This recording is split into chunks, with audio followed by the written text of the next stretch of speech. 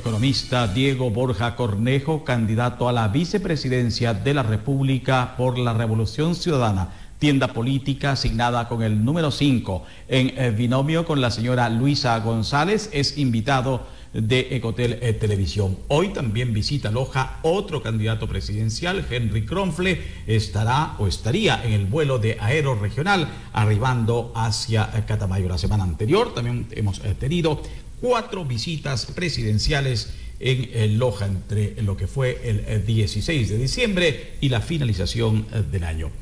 Gracias por acompañarnos, economista. Usted llegó el día de ayer y ha tenido los primeros contactos que se han dado en Loja con militantes. Ayer lo observábamos en video, en cobertura, en el centro de la ciudad de Loja. ¿Cómo le ha ido? Buenos días, Ramiro. Buenos días a toda la audiencia. En primer lugar, permítame solidarizar con las familias de Quilanga. Es lamentable lo que ha sucedido anoche, ¿no? Ventajosamente, de la noticia que tengo, ojalá sea así, las 3 familias afectadas no han sufrido pérdidas irreparables, vidas, ¿no?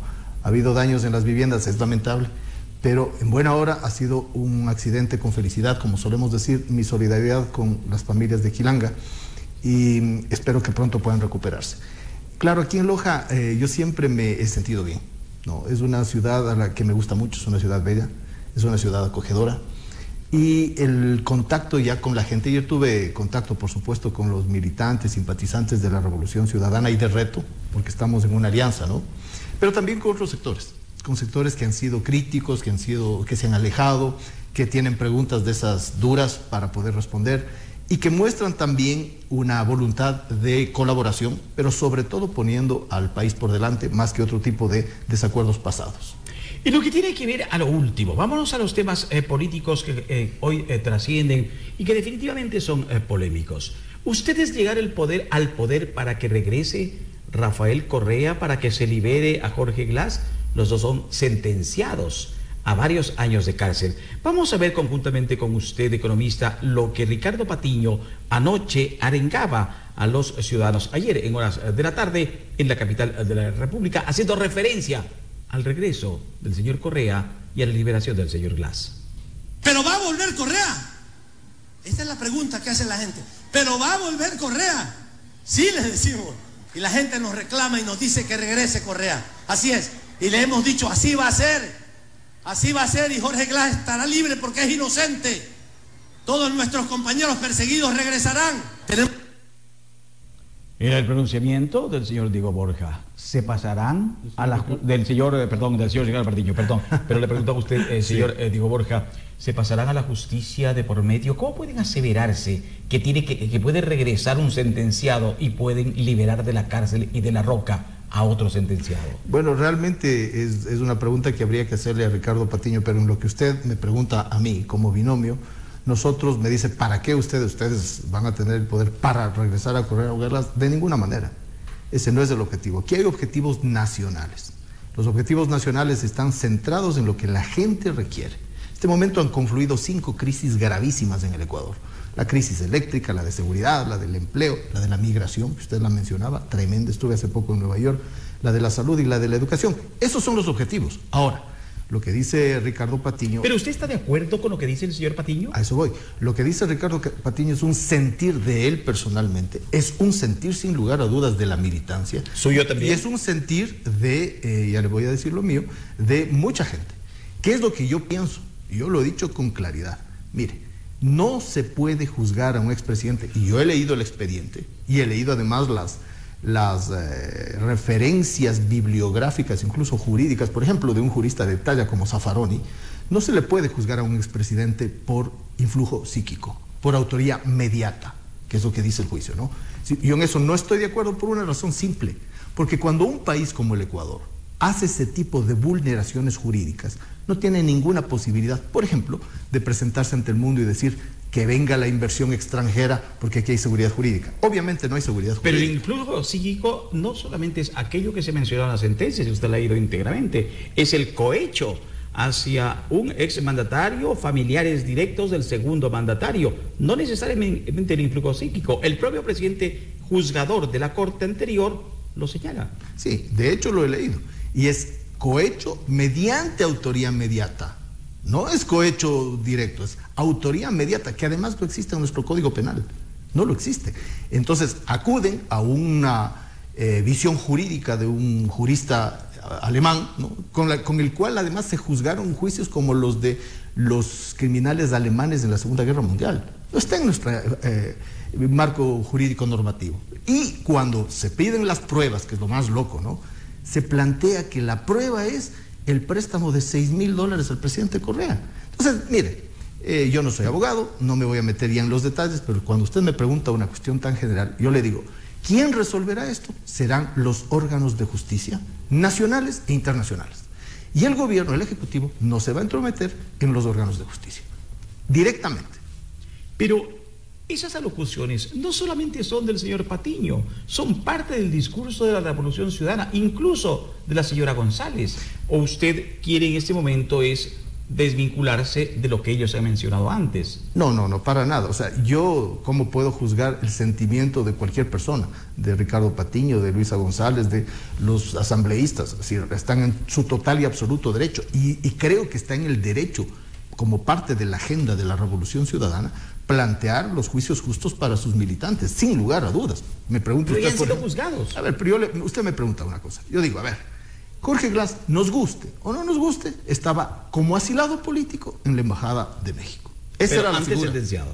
Pero estaba como asilado. Y los estados tienen el derecho de conceder el asilo a quien consideren adecuado. Usted no puede entrar a juzgar, ni yo, que México hizo mal o hizo bien. Esa es una potestad exclusiva de México. Lo que no era potestad del Ecuador era asaltar la embajada mexicana. No era potestad. Y eso sí, violó el derecho internacional y nos puso a los ecuatorianos en una situación de indefensión internacional en ese contexto. Entonces, ese tipo de acciones no pueden merecer el aplauso de nadie, y menos del mío. Entonces, yo digo, claramente, no vamos a entrometernos en los ámbitos de la justicia de ninguna manera, ¿no? Pero el sentir de la militancia, el sentir de los candidatos puede ser, y por supuesto tienen todo el derecho de sentir que aquí hay una injusticia y que hay el deseo de que vuelva el expresidente Correa. Pero usted en su momento también fue crítico de aquello, de las pocas cuentas claras que el gobierno correísta tenía. Lo hizo en el 2012, cuando se alejó y dejó la arquitectura financiera de la que usted era la cabeza. ¿Cómo hoy está en el otro lado? O sea, hay varias cosas, ya les he explicado, pero con mucho gusto lo vuelvo a hacer, ¿no? Hay varias cosas. Yo no solamente que señalé, yo fui realmente muy tajante, muy fuerte, muy duro en la crítica al presidente Correa. Y lo hice cuando él era el hombre más poderoso del país, cuando él gobernaba, cuando él tenía además una aceptación ciudadana y popular enorme. Y lo hice porque yo sentía que aquello que habíamos acordado en Montecristi, que era no a la reelección indefinida, que fue parte incluso de la agenda de la propia Alianza País de esa época, ¿no? En un momento determinado había gente alrededor del presidente Correa que le decía, no, hay que cambiar la Constitución para la reelección indefinida. Y esa marcha que usted me ve ahí, es una marcha que bajamos por el Banco Central hacia el centro de Quito, cuando yo señalaba en un muy fuerte fuera, Correa fuera, esa crítica dura. Pero no solamente era eso, textualmente usted dijo, era una propuesta política de intolerancia, de concentración de poder y de manejo alegre de las cuentas públicas. ¿Qué quería decir con el manejo alegre? Más todavía, mire, hay una entrevista por ahí en el diario El Comercio en la cual yo digo, aquí hay una metástasis en la Revolución Ciudadana. Porque se ha alejado del pueblo, se ha alejado de las bases, se ha alejado de lo que constituyó en ese momento el objetivo fundamental. Usted recuerda que esto viene del movimiento forajido, que fue el movimiento que se opuso al expresidente Lucio Gutiérrez, incluso que llegó a la defenestración de Gutiérrez. ¿Y qué ha sucedido para que esa incoherencia que dicen se da con su candidatura hoy se vuelvan ya no críticas, sino alabanzas al mismo gobierno? ¿Qué ha sucedido? Una desgracia monumental. Eso ha sucedido. Ha sucedido que desde el año 2017 acá, de 5 homicidios por 100.000 habitantes, hemos pasado a 50 homicidios por 100.000 habitantes. Eso lo ha hecho reflexionar. De 1.100 extorsiones al año, hemos pasado a 13.000 extorsiones por año. ¿Qué ha sucedido? Una desgracia monumental. Yo vivo en el norte de Quito, un barrio relativamente tranquilo. En la esquina de mi casa hay un pequeño supermercado, asaltos a mano armado, eso no sucedía. ¿Pero eso no lo sembró el mismo correísmo? No, o sea, La legalización de los Latin Kings, el acercamiento con las bandas, con la narcopolítica, con las mafias. Muy por el contrario, eso usted puede ver con claridad, sucede a partir del año 2017. Y usted tiene una caída en todos los indicadores que quiera, en seguridad, en economía, en empleo, en migración, en salud, en educación, en absolutamente todos. Usted es un experto en el manejo económico. ¿Cómo se puede leer o dar una lectura al hecho de que el Ecuador tiene uno de los procesos inflacionarios más bajos de la región de América, menor 2022-2023 que los propios Estados Unidos, donde la dolarización está vigente? Esa es una buena pregunta y aquí hay dos elementos. El uno es que nuestra estabilidad monetaria se basa en un régimen de lo que los economistas llamamos tipo de cambio duro, que es el que no hay otra moneda emitida por el Ecuador, es el dólar, uno. Y dos, que hay una entrada de dólares más allá de la propia producción normal de dólares que tiene la economía. O sea, es una economía donde hay un gran lavado de dólares. Y esa inundación de dólares mantiene, evidentemente, alta liquidez y bajos precios. Esas son las dos explicaciones que hay acá. ¿Por qué? No es un buen manejo económico, no de este gobierno, a lo mejor que viene anteriormente, de los gobiernos anteriores también. Mantener la cifra en menos de un dígito, menos del 5%, Verá, es la más baja de la región. ¿Por qué? Esa es una buena noticia, como le digo, por estas dos razones, ¿no? Un tipo de cambio fijo extremo, que es la dolarización, y una entrada de divisas más allá de la producción normal. ¿Es buena noticia? Sí, es buena noticia. Claro que sí. Ahora, si usted empieza a ver la inflación segmentada, ahí sí tiene usted diferencias. Porque hay sectores, por ejemplo, en la propia inflación de alimentos, determinados alimentos sufren incrementos mucho mayores que la tasa promedio de inflación. Y eso tiene golpes. Y otro tipo de servicios, medicamentos, arriendos y tal, ¿no? Pero vamos a lo otro. ¿Es una buena noticia? Sí es una buena noticia, pero no es un buen manejo económico. ¿Por qué? Porque tampoco hay inflación en los cementerios, ¿no es cierto? Tampoco hay inflación porque no hay consumo. ¿Cuál sería una buena noticia? Que no haya inflación y que haya consumo. Que no haya inflación y que haya empleo. Que no haya inflación y que aumenten los ingresos de la gente. Y eso no sucede en el Ecuador. Entonces, obviamente, no hay inflación porque hay un grupo de gente que no está consumiendo. Usted ve el informe del ciclo económico del Banco Central y es terrible. Los indicadores de inversión, de consumo, de gasto público, de exportaciones, de importaciones han caído. Y el Producto Interno Bruto por habitante del año 2024 va a ser por lo menos del menos 3.5%. Pero la inversión económica extranjera no viene en caída en este gobierno ni en el anterior. Data de una década. Que no ha existido una inversión sustentable o como la han tenido nuestros vecinos de la región, Perú y Colombia, por ejemplo. Efectivamente, Ramiro, pero yo no me estoy refiriendo ni siquiera a la inversión extranjera, me refiero a la inversión nacional. Ha caído la inversión de nuestros propios empresarios. Los capitales ecuatorianos no ven en el Ecuador un país de confianza, se van. Esa seguridad jurídica de la que hablábamos no está aquí. Y la seguridad física tampoco. Y la atracción del Ecuador como país de oportunidades no existe. Mire Loja.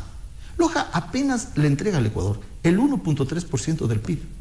Esta provincia con tanta capacidad, laboriosidad, recursos, paisajes, turismo, agroindustria, recursos energéticos, ¿no? ¿Por qué se da esto? Porque no hay inversión, la gente se va de aquí, se va del país, se va de Loja.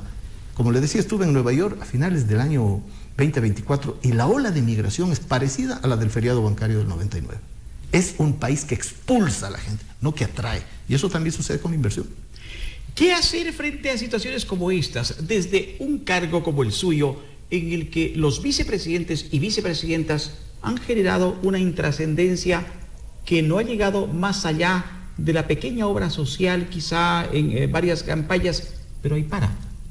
¿Qué hacer? Claro. Bueno, digamos, yo no estoy pintado. Y eso creo que es tan de conocimiento nacional que yo recibo más ataques incluso que la propia candidata a la presidencia.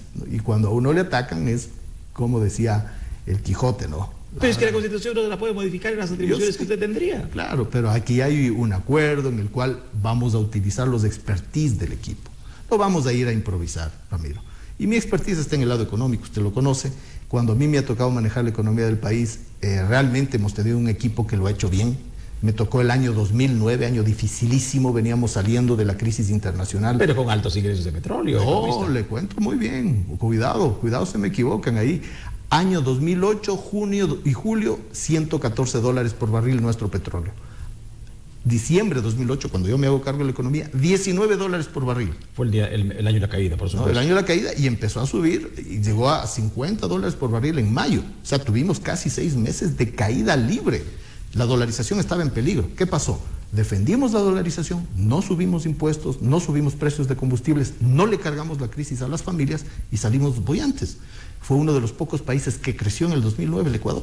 Entonces, si hay una experiencia acumulada que la podemos poner a servicio de la gente, y le digo, ¿cómo salir de esto? Sí hay cómo salir. Esa es la buena noticia. El Ecuador está caído, pero se puede levantar. Pasado mañana se conmemoran 20 años del proceso dolarizador cuando un presidente lojano, Yamil Maguad, decidió implementarla. Varios han sido los pronunciamientos de los revolucionarios de la Revolución Ciudadana de que esos procesos desdolarizadores deben comenzar. Mejor dicho, que la dolarización debe acabar. Eso nos pone nuevamente en un mal predicamento, y sobre todo ahora que se inicia la campaña electoral, aunque sea recordando lo que el señor Arauz, lo que algunos de los líderes con conocimiento económico han señalado. Yo al que le he oído que hay que desdolarizar cuando ya está el Ecuador dolarizado es al ministro Ron, que fue asambleísta también, constituyente, no me acuerdo el nombre este momento de Ron, que él decía claramente que había que entrar en un proceso de desdolarización porque si no los costos son muy altos para el sector. El señor Arauz también lo mencionaba. No, Arauz mencionó otra cosa, que es el dólar electrónico, habló él, ¿no? Es otra cosa, pero sobre el tema fundamental que usted pregunta, ¿estamos de acuerdo con eso? De ninguna manera. Yo fui súper crítico de la dolarización. Como académico, como profesor de economía, empecé la crítica cuando Abdalá Bucaram le trajo como asesor a Domingo Cavallo, que fue el gestor del sistema de convertibilidad argentino. Porque ahí había un esquema en el cual la economía argentina estaba en ese momento bien, pero 5 años después cayó en picada. Cuando el Ecuador entra en el proceso de dolarización, ya el fracaso de la convertibilidad era flagrante. Pero no era lo mismo convertibilidad que dolarizar. Claro que no. Convertibilidad era incluso menos drástica.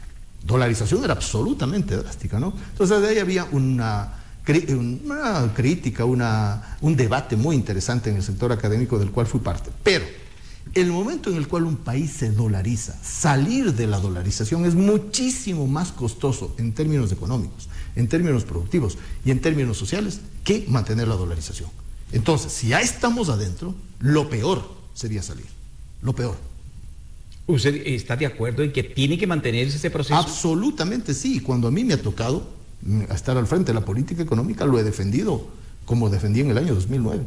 ¿Cuál sería la posición de la señora Luisa González, que no ha venido a una entrevista en el canal, se ha negado constantemente a estar presente, o la suya, y aprovecho para hacérsela a usted, que a lo mejor puede representar al binomio, en el respeto a las libertades civiles de los ciudadanos, a frenar el abuso que en su momento el señor Correa tuvo contra diversos sectores sociales del Ecuador, periodistas, empresarios, medios de comunicación, el que hacía una silla obscena supuestamente, ese abuso, ¿cómo frenarlo o que simplemente no vuelva a existir un gobierno en caso de llegar? Bueno, yo estoy a favor de las libertades y del respeto a las leyes que protegen las libertades, a las leyes que protegen los derechos, a la normativa constitucional y legal vigente que tiene el Ecuador que protege los derechos.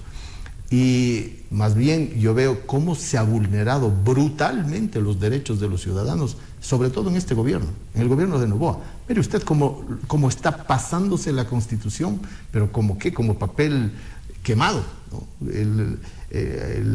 Las leyes. A su propia vicepresidenta, sin ningún empacho, la manda a Israel, la manda a Turquía, y no obedece el mandato legal y el mandato constitucional de pedir licencia para ser candidato, por ejemplo, ¿no? Veo cómo se irrespeta el derecho internacional invadiendo la Embajada de México. Veo cómo se secuestra un asilado político. Ese tipo de cuestiones, Ramiro, no sucedieron en el gobierno del presidente Correa. Pero existieron otros abusos peores. Mire, yo fui uno de los que salió en marcha, me acuerdo. Le doy los nombres con quien estaba acompañado. Alberto Acosta estaba ahí conmigo, estaba Gustavo Larrea, había un grupo sindicalista muy amplio. Salimos en marcha al Palacio de Carondelet. No estaba con alambre de púas, no había como ahora, tenemos ya años con alambre de púas en el centro de Quito. Salimos, gritamos, manifestamos, no nos tomó presos la policía, no, nada.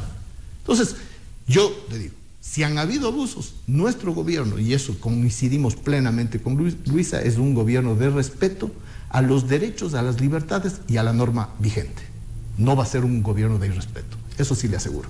¿Qué agenda adicionalmente tendrá en el sur del país, economista? Bueno, es aquí, básicamente, miren, en mi campaña, es una agenda de escuchar, es una agenda de rendir cuentas. Cuando yo vengo donde usted, que yo sé cuál es su postura y la respeto, puedo no coincidir con usted en muchas cosas, pero yo me siento a conversar con usted, le oigo y le respeto y le escucho, y probablemente alguna de las cosas que usted diga me sirva a mí como para plantear una salida a este momento oscuro que tiene el Ecuador. Ese es mi objetivo, escuchar y plantear. A eso vengo yo a hacer en Loja y lo haré a lo largo de estos pocos días de campaña que tenemos hasta el 5 de febrero.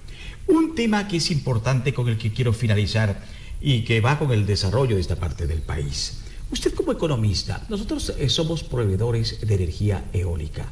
Tenemos una buena fuente para generar energía hidroeléctrica con represas. Del Cindarizagua es uno de los ejemplos. Pero el sur no recibe, ni Loja no recibe los beneficios que debería recibir por estar en nuestro territorio, aquellas bondades de la naturaleza. ¿Qué se puede hacer en forma directa para que los ciudadanos se beneficien, por ejemplo, de tarifas más bajas? O como en el oriente, producen petróleo, tienen determinadas excepciones. ¿Qué se puede hacer en lo económico? ¿O resulta tan difícil siempre algo que este canal plantea desde hace muchos años? No, no resulta difícil, se lo puede hacer, y más que eso. A ver, permítame 2 minutitos. Loja tiene muchísimas potencialidades. Por ejemplo, yo soy muy favorable a que la carretera de Loja-Catamayo sea ampliada a 4 carriles. Es una inversión de $120 millones, pero es una inversión que nos permite tener una conectividad muchísimo más grande de la que hay hoy día con la ruta hacia la costa. Todos los gobiernos últimos han dicho eso. Pero y no se son 120 millones. O sea, si nos vemos en el contexto, para que la gente tenga una noción, 120 millones es un poquito menos de la mitad del latrocinio que acaba de cometer Novoa cuando entregó $69 millones a una empresa que dice que nos iba a proveer de equipamiento eléctrico y que no tenía ni licencia para hacerlo. O sea, botaron a la basura $69 millones. Hoy día, 120 millones es menos del doble de eso. Se lo puede hacer, existe la posibilidad. No es que no se puede hacer. Por ejemplo, un tema, la conectividad con Perú, fundamental, desde aquí. Y eso implicaría un enorme desarrollo, más todavía con esa gigantesca inversión que tienen los peruanos de los chinos en el puerto, ¿no es cierto? El tema de la energía eólica y el tema de la energía fotovoltaica, aquí cerquita, ¿no? Son elementos que pueden y deben contribuir a la economía regional. Y se lo puede hacer. Claro, no se puede utilizar todo. Me decían el día de ayer que más o menos Villonaco está produciendo 180 megavatios. Sumando todos, ¿no? Y que Loja más o menos consume 89, 90 megavatios, más o menos. Entonces, digamos 100, ya. Pero ahí hay un superávit, pues, ¿no? Entonces, sí podría haber una compensación a la provincia como productora, precisamente con los ejemplos que usted da. Sí es posible. Pero creo que más allá de esa compensación, que hay que hacerla, y es no, en términos de la macroeconomía no pesa mucho, hay otras cosas que hacer en Loja que realmente podríamos generar aquí un emporio, que no se lo ha hecho, utilizando incluso la cercanía con el Perú, ¿no? Que es un tema de conectividad, que es una virtud natural que tiene esta provincia y no se le está aprovechando. Gracias por acompañarnos, economista. Ha sido el economista Diego Borja Cornejo. En su momento manejó y estuvo participando en el frente económico del presidente Rafael Correa. Posteriormente se alejó del mismo, ha retornado con la candidatura a la vicepresidencia de la República. Gracias por acompañarnos.